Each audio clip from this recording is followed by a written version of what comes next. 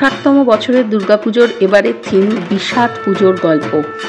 কলকাতার ট্যাংরার গোবিন্দ ঘটিক রোডের পূর্বাঞ্চল প্রভাতী সংঘ তাদের 59তম দুর্গাপুজো ভাবনায় উঠে আসবে বিষাদ পুজোর গল্প, যা কিনা ঢাকিদের জীবন দর্শাবে।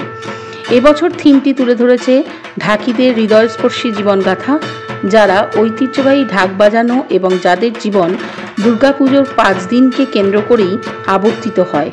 এই মানুষদের কাছে ঢাক বাজানো মূল জীবিকা না হলেও তারা সারা বছর অপেক্ষা করেন এই কটা দিনের জন্য, যা তাদের আনন্দ, উদ্দেশ্য এবং তৃপ্তি এনে দেয়। বছরের পর বছর তাদের অপেক্ষা চলে এবং পূজা শেষ হওয়ার সাথে সাথেই তাদের এই স্বল্প সময়ের খ্যাতি ও আনন্দ মিলিয়ে যায়। আবার অপেক্ষার জীবন শুরু হয়। আজ কলকাতার প্রেস ক্লাবে পুজোর থিম ও ব্যানার উন্মোচন করা হয়। অনুষ্ঠানে উপস্থিত ছিলেন মাস আর্টের secretary Dhrubajyoti Basu, forum for Durga উৎসবের সভাপতি কাজল সরকার, ফোরাম ফর দুর্গা উৎসবের সেক্রেটারি শাশ্বত বসু, দ্বীপ প্রকাশনের প্রতিনিধি দীপ্তাংশু মণ্ডল। এছাড়াও উপস্থিত ছিলেন পুজো কমিটির সভাপতি সঞ্জয় বাঙ্কা, যুগ্ম সম্পাদক মৃণাল মুখার্জি, তন্ময় দাশগুপ্ত, কোষাধ্যক্ষ রাজীব কুণ্ডু, শিল্পী বিপাশা, সুজয় দেবদাস, ভিকি। এই পুজোর দর্শনার্থীদের মন ভালো লাগবে, এমনটাই আশা উদ্যোক্তাদের। সাবজেক্টটা হচ্ছে আমাদের ওই যে দুর্গাপুজো শুরু হয়, ঢাক না হলে দুর্গাপুজো শুরু হয়। এই ঢাকিদের যারা ঢাক বাজায় তাদের জীবন কাহিনী নিয়ে আমাদের এই আজকের বিষয়।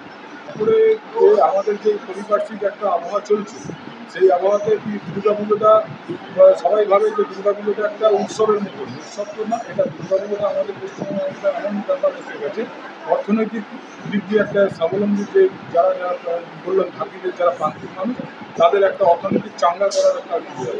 সেই বিষয়ে আমাদের নিয়ে আমরা চিন্তা ভাবনা করেছিলাম যে ঢাকিদের জীবনযাত্রা যে এত করুণাময়, তারা এই যে দুর্গাপুজোর কিছু পয়সা, এক্সট্রা পয়সা উপার্জন করে যে তাদের আনন্দ, এই যে করুণ আর আনন্দ, এটা তুলে ধরার জন্য আমাদের কার চিহ্ন আমাদের বিপাশা কুণ্ডু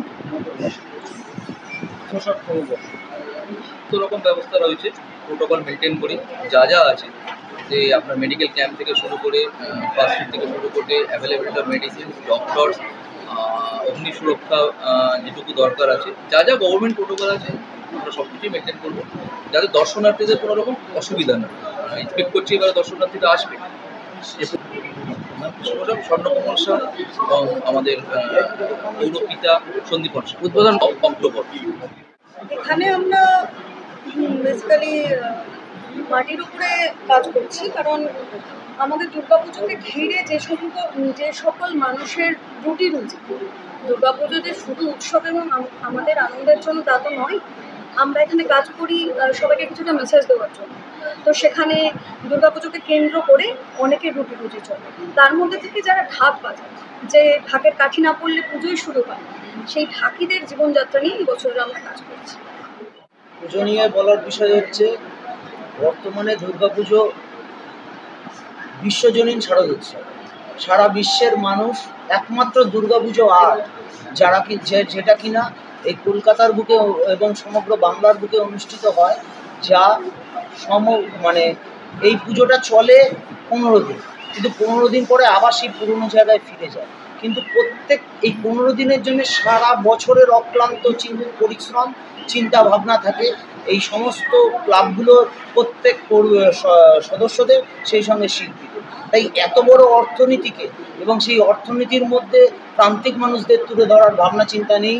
এই বছরে 59তম বর্ষে পূর্বাঞ্চল প্রভাতী সংঘ আমরা প্রান্তিক মানুষদের জীবন কথা তুলে ধরেছি, তাই আমরা নাম রেখেছি বিষাদ পুজোর গল্প। তার কারণ ঢাকিদের জীবন কখনোই সুখের হয় না। তারা নিজেরা চাষবাস করে খায়, সারা বছর কাজ থাকে না, কিন্তু এই পুজোর কটা দিন তাদের পেটে অন্ন যোগায় এই মা দুর্গা।